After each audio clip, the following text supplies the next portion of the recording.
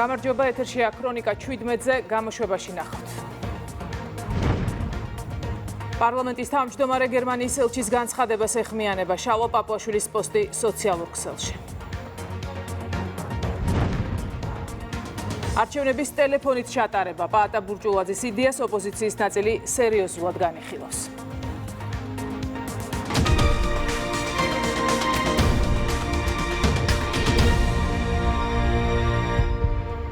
ევროპული საბჭოს პრეზიდენტის მიწვევით საქართველოს პრემიერ-მინისტრი ალბანეთში ევროპული პოლიტიკური გაერთიანების სამიტში მონაწილეობს. სამიტს 47 სახელმწიფოს ლიდერები ესწრებიან. ირაკლი კობახიძე ევროპის უსაფრთხოებასთან დაკავშირებულ დისკუსიაზე სიტყვით გამოვა. მანამდე კი საქართველოს პრემიერ-მინისტრი ევროპელ ლიდერებს ესაუბრა. სოფო ბერიძე გვეტყვის უფრო მეც ის გვერდდება პირდაპირ ეთერში. საქართველოს პრემიერ-მინისტრს ევროპის პოლიტიკური საზოგადოების სამიტის ფარგლებში უკვე ჰქონდა კომუნიკაცია ევროპელ ლიდერთა ნაწილთან. ერთ-ერთი ასეთი იყო მაგალითად ემანუელ მაკრონი და პლენარული სხდომის დაწყების წინ გადაღებული კადრები აჩვენებს, რომ ასეთი კომუნიკაციის ავტორი თავად საფრანგეთის პრეზიდენტი გახდათ. ბუნებრივია ჩვენთვის უცნობია, რა შინაარსის იყო ირაკლი კობახიძესა და ემანუელ მაკრონს შორის კომუნიკაცია და რა თქმა უნდა სამიტის დასრულების შემდეგ ჩვენ ჟურნალისტები ამ საკითხის დაზუსტებას საქართველოს პრემიერ-მინისტრთან შევეცდებით. გარდა ემანუელ მაკრონისა, ირაკლი კობახიძეს უკვე ჰქონდა კომუნიკაცია ასევე რეჯეპ ტაიპ ერდოღანთან, დონალდ ტუსკთან, კაია კალასთან. ვიდრე პლენარული სხდომა გაიხსნებოდა, მანამდე იყო მიღების ოფიციალური ცერემონია, რა დროსაც მასპინძელმა ქვეყანამ სტუმრებს საკმაოდ სახალისო ელემენტებით შეიძლება ითქვას, რომ სურპრიზიც კი მოუწყო და მიღების ოფიციალური ცერემონიის შემდეგ უკვე იყო, რა თქმა უნდა, ლიდერების ერთობლივი სამახსოვრო ფოტო. რაც შეეხება პოლიტიკურ განცხადებებს, რომელიც პლენარულ სხდომაზე გაკეთდა, ჩვენ მოვისმინეთ არა მხოლოდ მასპინძელი ქვეყნის პრემიერ-მინისტრისგან განცხადება, არამედ საზოგადოებას აქ შეკრებილ ევროპელ ლიდერებს მიმართა ანტონიო კოშტამ, ურსულა ფონ დერ ლაიენმა, ვოლოდიმირ ზელენსკიმ, რეჯეპ ტაიპ ერდოღანმა. ლიდერები ახლა საუბრობენ უსაფრთხოების ახალი არქიტექტურის პირობებში თანამშრომლობის მნიშვნელობაზე. ურსულა ფონ დერ ლაიენი საუბრობდა დაკავშირებადობის თემაზე და ამ კონტექსტში მისგან მოვისმინეთ განცხადება სამხრეთ კავკასიის მნიშვნელობაზე, შავი ზღვის როლზე ამ პროცესში. უსაფრთხოება მოდის არა მხოლოდ საფრთხეების შემცირებით, არამედ უფლებების გაფართოებით, თანასწორი შესაძლებლობებით. მშვიდობის მოწინააღმდეგეებმა არ უნდა მოგწამლონ ნიარაღის განდიდებით. ჩვენ გადავიტანეთ ომები, ტერიტორიული კონფლიქტები, ეს მოხდა ჩვენს ცხოვრებაში და არა შავ-თეთრ დოკუმენტებზე და ჩვენ ვისწავლეთ, რომ მშვიდობას არ აქვს ალტერნატივა. სწორედ ამიტომ იმედი ამ ახალ ევროპაში არის მთავარი. ყველაზე ოპტიმისტი ევროპელები შევიკრიბეთ ამ დარბაზში. გვჯერა, რომ ევროპის იდეა არის ღრმა. ჩვენ გადავიტანეთ ეკონომიკური კოლაფსი, მიგრაცია და ვისწავლეთ, რომ თანამშრომლობას არ ყავს ლუზერები. სწორედ ამიტომ გვჯერა, რომ ევროპა არის ყველაზე ნაყოფიერი ნიადაგი. ისტორიის ბნელი მხარეები ნათელ მომავლად გარდაუქმნათ. მეორე მსოფლიო ომის დასრულების შემდეგ ჩვენ დავამყარეთ ახალი გლობალური წესრიგი, რომელიც ემყარებოდა გაეროს ჩარჩოსა და საერთაშორისო სამართალს ვაჭრობისა და თანამშრომლობის ზრდას. ეს საერთაშორისო წესრიგი შესაძლოა არ იყოს სრულყოფილი, მაგრამ ის მშვიდობას გვაძლევდა. ახლა წესებზე დაფუძნებულ ამ წესრიგს ბევრი რამ უთხრის ძირს. უკრაინის წინააღმდეგ რუსეთის აგრესიამ უკან დააბრუნა ომი ევროპის კონტინენტზე. ჩვენს კონტინენტს სჭირდება ერთიანი ძალისხმევა. ევროპამ წარმატებას უნდა მიაღწიოს, რათა მოიტანოს ხანგრძლივი და მდგრადი მშვიდობა უკრაინაში. საერთაშორისო სამართალი უნდა იყოს დაცული. ნებისმიერ აგრესიაზე უფრო ძლიერია საერთო კეთილდღეობა. ეს რომ გავაკეთოთ, დაკავშირებადობა უნდა იყოს დღის წესრიგში მაღალ დონეზე. ჩვენ უკვე შევქმნით შესაძლებლობა უკრაინასთან, დასავლეთ ბალკანეთთან, მოლდოვასთან. მალე შევხედავთ შავი ზღვის რეგიონს ახალი ევროპული სტრატეგიით, ევროპისა და ცენტრალური აზიის დაკავშირებადობის დღის წესრიგს. სამხრეთ კავკასიაში ჩვენი პარტნიორების მეშვეობით. ეს არის შესანიშნავი ხედვა, რაზეც უნდა ვიმუშაოთ, რათა გავაფართოვოთ სატრანსპორტო ინფრასტრუქტურა. ვაჭრობა, შევქმნათ ციფრული კავშირები, დავაკავშიროთ ხალხები ერთმანეთთან. ეს პირველი შემთხვევაა, როდესაც ევროპის პოლიტიკური საზოგადოება დასავლეთ ბალკანეთში შეიკრიბა იმისთვის, რომ ევროპის მომავალთან დაკავშირებით იმსჯელონ, შეჯერდნენ საერთო ხედვის გარშემო. 47 სახელმწიფოს ლიდერი იმყოფება აქ ტირანაში და გიყვებოდით მიღების ოფიციალური ცერემონიის თაობაზე სახალისო ელემენტებით მოწყობილი სურპრიზის შესახებ. სრულიად მოულოდნელად ლიდერებმა გახსნის ღონისძიების დასასრულს საკუთარი ბავშვობის ფოტოები, უпростоრად ბავშვობის ფოტოები და აწყობილი ვიდეოები იხილეს. კადრებმა აჩვენა, რომ ევროპელი ლიდერები ამ სურპრიზმა საკმაოდ გაახალისა. რაც შეეხება საქმიან ნაწილს ამ მნიშვნელოვანი სამიტისას, ახლა ქართული მედია და ზოგადად აქ შეკრებილი საზოგადოება ველოდებით საქართველოს პრემიერ-მინისტრის სიტყვით გამოსვლას. ირაკლი კობახიძე მონაწილეობას მიიღებს დისკუსიაში, რომელიც დაკავშირებული არის ევროპის უსაფრთხოებასთან. კონკრეტულად ეს დისკუსია საკმაოდ მაღალი დონის არის, რადგან ამ დისკუსიაში ირაკლი კობახიძესთან ერთად მონაწილეობს ანტონიო კოშტა, რომელიც სამიძე ევროკავშირს წარმოადგენს, მონაწილეობს ასევე დიდი ბრიტანეთის პრემიერ-მინისტრი და არაერთი სხვა ლიდერი. მადლობა სოფო ბერიძე გვერდებოდა პირდაპირ ეთერში. საქართველოს პრემიერ-მინისტრი ამ პლატფორმას კონკრეტული გზავნილებისთვის გამოიყენებს. ირაკლი კობახიძე მზად არის ნებისმიერ ლიდერს პირისპირ ესაუბროს ყველა იმ საკითხზე, რომელიც საქართველოს ინტერესებს წარმოადგენს და მნიშვნელოვანია ჩვენი ქვეყნის განვითარებისთვის. კომენტარი გააკეთა ევროსაბჭოს გენერალურმა მდივანმა, რომელმაც ისაუბრა საქართველოსთან დიალოგის მნიშვნელობაზე.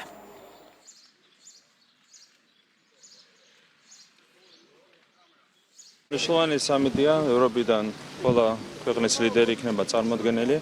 იქნება საშუალება, რომ კვალიმაგდის ფორმატში სიტყვით გამოვიდეთ, ასევე გამოვიყენებთ ამ ფორმატს იმისათვის, რომ სხვადასხვა ქვეყნის ლიდერებს გავესაუბროთ, ბუნებრივია საუბარი გვექნება ჩვენი ქვეყნის თავარ გზავნილებზე, რაც უკავშირდება ჩვენს ირეულ ეროვნულ ინტერესებს. მე მზად ვარ ყველასთან საუბრისთვის, ნახოთ ეს ფორმატი გვაძლევს იმის საშუალებას, რომ არაერთ ლიდერს გავესაუბროთ. ყველაფერთან დაკავშირებით, რაც უკავშირდება ჩვენი ქვეყნის განვითარებას, ჩვენი ქვეყნის გარშემო შექმნილ ვითარებას, საქართველოს ევროინტეგრაციას, ყველა თემაზე გვექნება საუბარი. საუკეთესოები ხართ, თქვენ ხართ საუკეთესოები. როგორც იცით, ჩემთვის და ევროპის საბჭოსთვის სამხრეთ კავკასია მართლაც მნიშვნელოვანია და მნიშვნელოვანია სტაბილურობა და მშვიდობა სამხრეთ კავკასიაში. ასევე შემიძლია აღვნიშნოთ, რას ვაკეთებთ სომხეთსა და აზერბაიჯანს შორის სამშვიდობო შეთანხმების დასახალისებლად და მხარდასაჭერად. და რაც შეეხება საქართველოს, დეკემბერში მე ვიყავი საქართველოში, არსებობს მკაფიო განცხადება საქართველოში ევროპული მომავლის შესახებ, მაგრამ მეორეს მხრივ არსებობს გარკვეული კანონების ევოლუცია, რაც გარკვეულ შეშფოთებას იწვევს ჩვენში. ეს ნიშნავს, რომ ეს ზუსტად ის მომენტია, როდესაც ჩვენ უნდა ვიყოთ კონტაქტზე, გქონდეს დიალოგი და ვეცადოთ ერთად ვიყოთ გამჭვირვალე. სწორედ ამიტომ მქონდა ცოტა ხნის წინ კონტაქტი პრემიერ-მინისტრ კობახიძესთან. ბოლო შეხვედრა ასევე ანტალიაში იყო. შევთანხმდით, რომ ერთად შევიმუშავებდით სტრუქტურირებულ დიალოგს ყველა ამ საკითხის მოსაგვარებლად და აქაც ახლა შეიძლება გქონდეს შესაძლებლობა პირისპირ განვიხილოთ ეს საკითხი პრემიერ-მინისტრ კობახიძესთან. სამიტის დაწყებამდე კომენტარი გააკეთა სომხეთის პრემიერ-მინისტრმაც ნიკოლ ფაშინიანმა ხაზი გაუსვა საქართველოს როლს რეგიონში მშვიდობისა და სტაბილურობის შენარჩუნებაში. როგორც იცით, ცოტა ხნის წინ თბილისში გაიმართა საგარეო საქმეთა მინისტრის მოადგილეების შეხვედრა სამთავრობო ფორმატის ფარგლებში და ვფიქრობ, რომ ეს ძალიან საინტერესო ფორმატია და იმედი მაქვს, რომ ეს უფრო მასშტაბურ და კონკრეტულ ფორმატში გადაიზრდება. მე ვაფასებ საქართველოს პრემიერ-მინისტრის ძალისხმევას ამ ფორმატის წარმატების მისაღწევად. თქვენ იცით, რომ უკვე მრავალი წელია ჩვენი ქვეყანა ძალიან დადებით როლს ასრულებს ჩვენს რეგიონში, მშვიდობის უზრუნველყოფაში და მომავალში ვცადვართ, რომ განვაგრძოთ ამ წვრილი შეტანა. გერმანიის ელჩთან შეხვედრის დეტალებზე შეხვედრის მონაწილეები არაფერს ამბობენ. მალხაზ ჭკადუა და ასლან ჭანიძე კითხვის აპასუხოდ ტელეკომპანია იმედს აკრიტიკებენ. შეხვედრასთან დაკავშირებული ინფორმაციის გასაჯაროებამ პეტერ ფიშერი გააღიზიანა. შეხვედრა ბათუმში ერთ-ერთ კაფეში შედგა. შეხვედრის სამსახველი კადრები ქრონიკამ მოიპოვა. სახელმწიფო გუნდში აცხადებენ, რომ ელჩების ნაწილი ქვეყნის შიდა საქმეებში უხეშად ერევა. No, I have a question for you. არა, მე მაქვს თქვენთან კითხვა. რატომ გაავრცელეთ ეს ინფორმაცია, რომ მე ინსტრუქციებს ვაძლევ რადიკალურ ოპოზიციას, რადგან ეს ინფორმაცია ყალბია და მე თქვენ გიწვევთ. ვიწვევ ტელეკომპანია იმედს დაამტკიცოს, რომ მე ოპოზიციას ინსტრუქციებს ნამდვილად ვაძლევ. ვისაც სურს, იმასთან დალევს ყავას. ელჩის და თქვენს, მე მგონი და მეს. ან ვინმეს უნდა შეუთანხმოს ყავას ვისთან დალევს და ვისთან არა. აქტივისტებთან შეხვედრა რითი არის გამორჩეული ან რაღაცა განსაკუთრებული. ოპოზიცია უნდა ხვდებოდეს, რა თქმა უნდა, დემოკრატიული ქვეყნების ელჩებს. უცხოეთში გადაწყვეტეს, რომ ნაცმოძრაობის აქაური წარმომადგენლობა თავისი მიმდინარეებით არაფრის გამკეთებლები აღარ არიან და ამიტომ დაავალეს პოლიტიკაში ჩართვა მათ ელჩებს. ევროკავშირის ელჩი, იგივე გერმანიის ელჩი, საფრანგეთის სამწუხაროდ ზოგიერთი სხვა ელჩები პირდაპირ არიან ჩართულები პოლიტიკაში. ამას ვამბობთ ჩვენ ზუსტად და ეს მაგალითიც რომ გერმანიის ელჩი ესწრება აქტივისტებს იქ და შეხვედრას უტარებს და დავალებებს აძლევს. ეს არის ამის შემადგენელი ნაწილი ზუსტად. შტაბის უფროსები გახდნენ ელჩები, ევროკავშირის ელჩის ხელმძღვანელობით სამწუხაროდ. ეს არის პირდაპირ უხეში ჩარევა ქვეყნის შიდა საქმეებში, თუმცა ის არ არის ერთადერთი, რომლისგანაც ჩვენ ბოლო პერიოდში ვხედავთ მსგავს მცდელობებს, განსაკუთრებით წინა საარჩევნო პერიოდში და ახლაც ალბათ ის კონსულტაციები, რაც მათ შორის გაიმართა, მხოლოდ და მხოლოდ დესტრუქციაზე, არეულობაზე, ქაოტურ საკითხებზე არის, პროცესებზე არის ორიენტირებული, თუმცა ამ ყველაფერს არანაირი შედეგი არ ექნება. პარლამენტის თავმჯდომარე გერმანიის ელჩის განცხადებას ეხმიანება. შალვა პაპუაშვილის სოციალურ ქსელში პეტერ ფიშერის განცხადებას აზიარებს და წერს, რომ ლეგიტიმურ კრიტიკაზე გაღიზიანების გამო გერმანიის ელჩის პერიოდული თავდასხმები ქართული ხალხის არჩეულ წარმომადგენლებზე არაევროპული ქცევა. კრიტიკის ცუდ საუბრად შერაცხვა არის სწორედად საბჭოური და არა ევროპული აზროვნება. ევროპა გულისხმობს ღიაობას კრიტიკისთვის და არა კრიტიკული აზრის ჩახშობას. ის რომ ევროკავშირი დიდია და ჩვენ იქ გაწევრიანება გვსურს, არავის აძლევს უფლებას აგვიკრძალოს გავაკრიტიკოთ ის, რაც კრიტიკას იმსახურებს. ლეგიტიმურ კრიტიკაზე გაღიზიანების გამო გერმანიის ელჩის პერიოდული თავდასხმები ქართველი ხალხის არჩეულ წარმომადგენლებზე თავისი არსით და ფორმით ღრმად არაევროპული ქცევაა. მნიშვნელოვანია, რომ ამგვარი თავდასხმები შეწყდეს. მართველი გუნდი სასამართლოზე ზემოქმედებად განიხილავს ბათუმის საქალაქო სასამართლოში მზე ამაღლობელის სასამართლო პროცესზე გერმანიის, ესტონეთის და შვედეთის ელჩების დასწრებას. საქმის გამხილველი მოსამართლე სწორედ ესტონეთის მიერ არის სანქცირებული. სხდომის დაწყებამდე გერმანიის ელჩმა მედიასთან თქვა, რომ პოლიციელზე თავდასხმა გერმანიაშიც დანაშაულია, თუმცა ამ შემთხვევაში პეტერ ფიშერი პრობლემას სასჯელში ხედავს. გერმანიაში რა თქმა უნდა პოლიციისთვის ხელის დარტყმა დაუშვებელია, მაგრამ ის უკვე 4 თვეა დაკავებულია. აქ მთავარი საკითხია პროპორციულობა. რამდენად შეესაბამება მისი პატიმრობა იმ ქმედებას, რაც მას ბრალად ედება. შესაძლოა ის, რაც გააკეთა, ამ 4 თვიანი პატიმრობით უკვე დაფარულია. ეს არის ეწოლა სასამართლოზე, როდესაც ელჩი, რომელიც ამხელა სახელმწიფოს, ჩვენ პარტნიორ სახელმწიფოს წარმოადგენს, ესწრება კონკრეტულ სასამართლო პროცესს და ამით ცდილობს, რომ ზემოქმედება მოახდინოს მოსამართლეზე. ჩვენ უარესიც გვინახავს, როდესაც მაგალითად კონკრეტული გააცვეთილების მიღების გამო საელჩოს შეერთებული შტატების საელჩოს წარმომადგენელი იბარებდა ქართულ მოსამართლეებს და მათ ანგარიშს სთხოვდა, მერე კი სანქციებს უწესებდა ამ მოსამართლეებს კონკრეტულად და იგივე ხდება ფაქტიურად დღეს, როდესაც ესე საჯაროდ განაჩენის გამოტანამდე ცდილობენ, რომ მოსამართლეზე მოახდინონ ზეგავლენა. ეს არის ჩვენი ქვეყნის და საქმეებში ჩარევა. არა, რა შეიძლება კიდევ იყოს იმის ნათელი და მკაფიო მაგალითი, თუ არა მცდელობა მართლმსაჯულების განხორციელებაზე მოახდინოს ზეგავლენა. მართველი გუნდი სიძულვილის და ზიზღის კამპანიაზე ამახვილებს ყურადღებას, რომელიც მათივე თქმით ძირითადად გარე ძალების მიერ არის დაფინანსებული. ის რაც ოპოზიციისთვის გამოხატვის თავისუფლებაა, სახელისუფლებო გუნდისთვის საზოგადოების დაყოფის და დაპირისპირების მცდელობა. პოლიტიკური შეფასებები კეთდება ლევან ღამბაშიძის მოსაზრებაზეც, ის ამბობს, რომ არის ხალხი, რომელსაც ზიზღის ლეგიტიმური უფლება აქვს.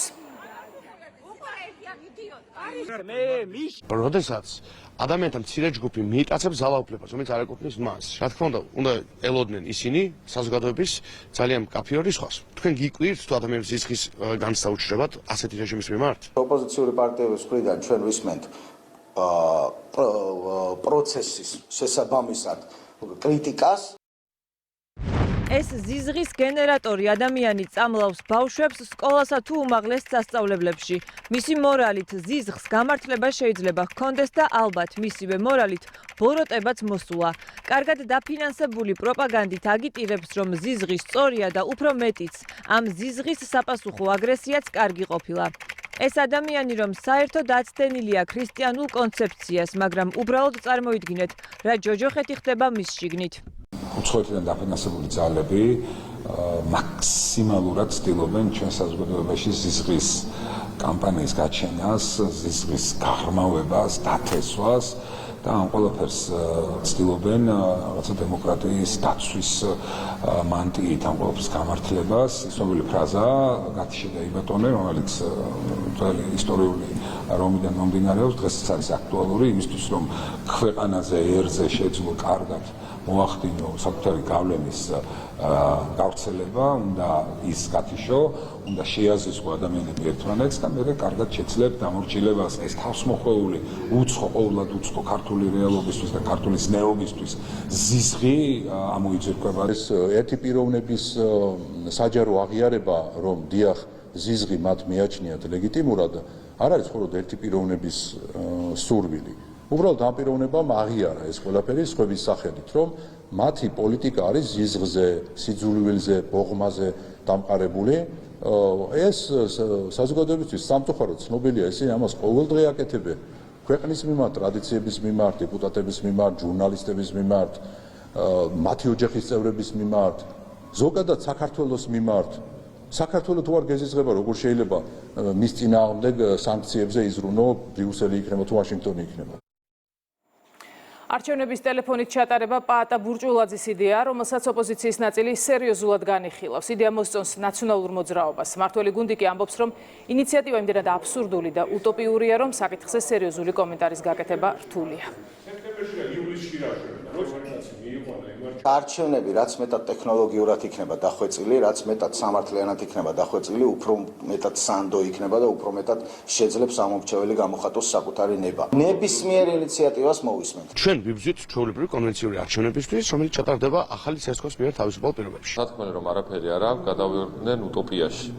და ფაქტია, რომ ეს ადამიანები საუბრობენ აბსოლუტურ ნონსენს. ტელეფონით ჩატარებული არჩევნები არავის არ გაუგია დედამიწის ზურგზე და უბრალოდ სასაცილო მდგომარეობაში ჩაიგდეს საკუთარი თავით, როცა ამბობენ, რომ მაგალითად ბიულეტენმა გაჟონა და ამითი დარღვეული არის ხმის ფარგლობის უფლება, ტელეფონით ჩატარებული არჩევნებში, მაშინ რა შეიძლება მოხდეს და რა რისკები შეიძლება არსებობდეს, ეგ ძალკე ამბავია, უბრალოდ არასერიოზულია, სასაცილო მდგომარეობაში არიან. ალბათ იავნანას ფონდი ახსენდება და ეს არის როგორც ჩანს ფასიანი იქნება, რა თქმა უნდა ძალიან რთული ამაზე სერიოზული კომენტარის გაკეთება. თქვენ იცით, რომ ჩვენ ელექტრონული ტექნოლოგიების გამოყენებით ფაქტობრივად ბოლო მიღწევებით ვატარებთ არჩევნებს და სწორედ იგივე ტექნოლოგიების გამოყენებით ჩატარდება 4 ოქტომბერსაც არჩევნები, დანარჩენი თუ იმის უნდა რომ დაურეკოს ეს პრობლემა არ არის, მაგრამ რა თქმა უნდა ეს არჩევნები ვერ იქნება. მომხრე ვარ, რომ ბურჭულაძე როგორც CSKO-ს თავმჯდომარემ ჩაატაროს პარალელური არჩევნები ტელეფონებით, კი ბატონო, ალბათ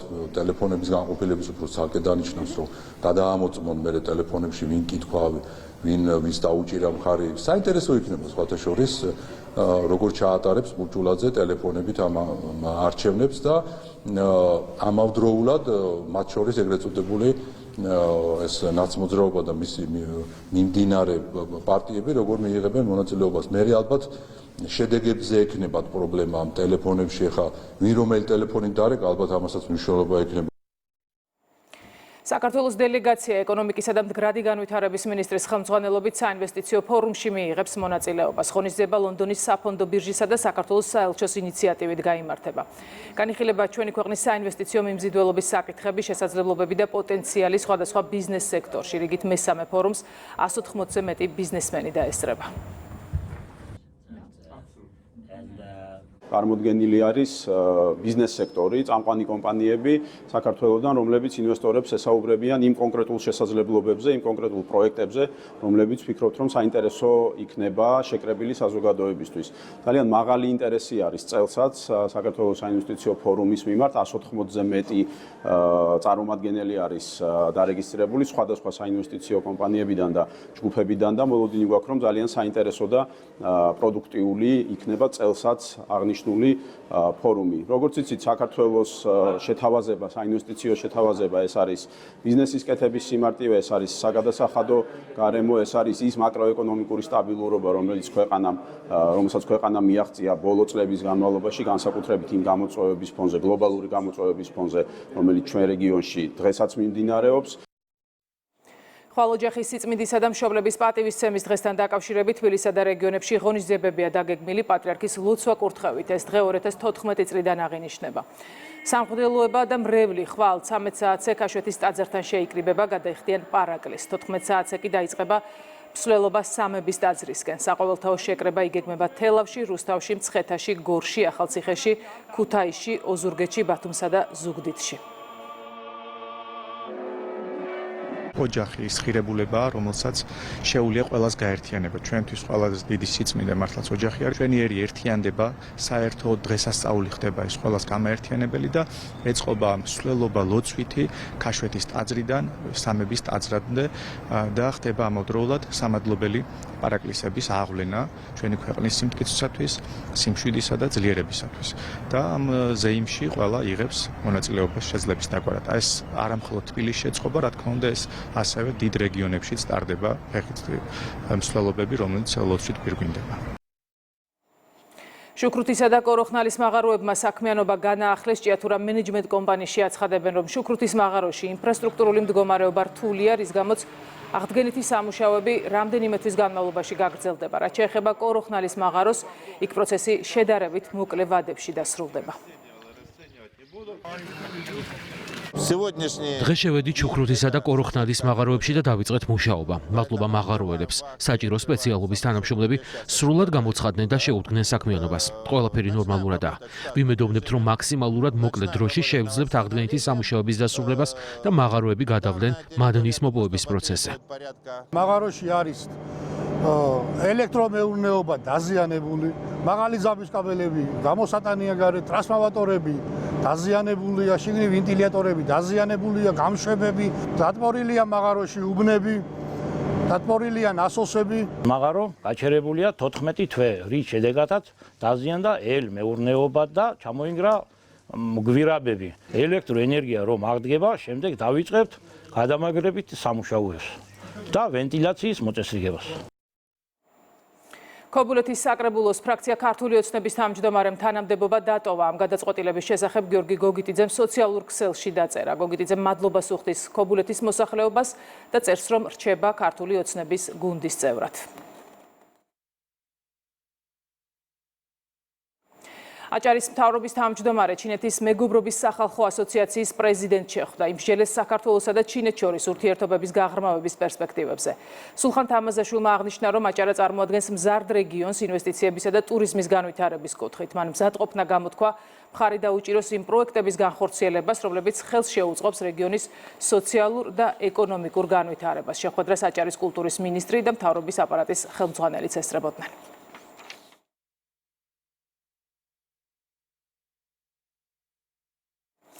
პოლიციამ თბილისში ნარკოდანაშაულის ბრალდებით 5 ადამიანი დააკავა. ისინი განსაკუთრებით დიდი ოდენობით სხვადასხვა სახის ნარკოტიკული საშუალება მარიხუანის უკანონო შეძენა შენახვისა და გასაღებისთვის მომზადებისა და მცდელობის ფაქტებზე, ასევე ნარკოტიკული საშუალების საქართველოში უკანონოდ შემოტანის ფაქტზე არიან დაკავებულები. მათი პირადი და საცხოვრებელი სახლების ჩხრეკის შედეგად, ასევე მათ მიერ მითითებული ადგილებიდან სამართალდამცველებმა ნივთმტკიცება დამოიღეს ნარკოტიკული საშუალებები, განსაკუთრებით დიდი ოდენობით კოკაინი, გამომშრალი მარიხუანა, მეტადონი და მეფედრონი. ასევე ამოღებულია ელექტროსასწორი და პოლიეთილენის პარკები. დანაშაულები 20 წლამდე ან უვადო თავისუფლების აღკვეთას ითვალისწინებს.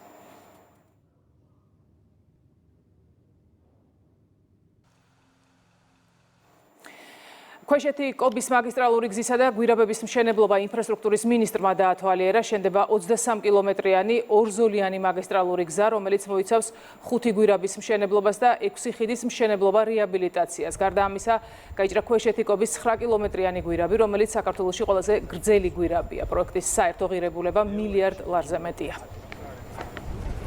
უნიკალური პროექტი არის თავისი კონსტრუქციული გადაწყვეტებით და ძალიან მნიშვნელოვანი ფიქრობ რეგიონში ალბათ მსგავსი პროექტი არ განხორციელებულა. მანამდე რაც 1 საათნახევარი რასაც ჭირდებოდა 15 წუთში იქნება შესაძლებელი აღნიშნული მანძილის დაფარვა. ასევე კეთდება გუდაურის დამაკავშირებელი გზა, რომელიც უზრუნველყოფს იმას, რომ მუდმივად ზამთრის სეზონში გუდაურში გადაადგილება შეუფერხებლად განხორციელდეს.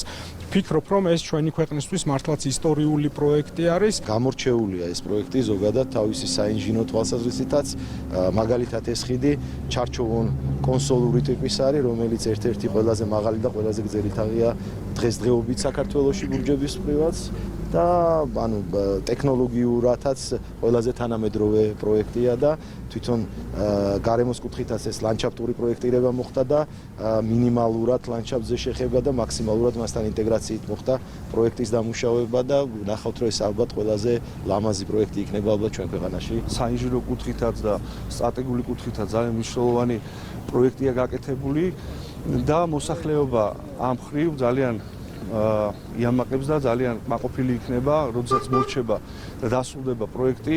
დაახლოებით ხადასხეობაში 10-მდე სოფელი უკვე ექნებათ საშუალება დაუბრკოლებლად ზამთრის პერიოდში გადაადგილება და ცენტრთან წვდომა იქნებათ.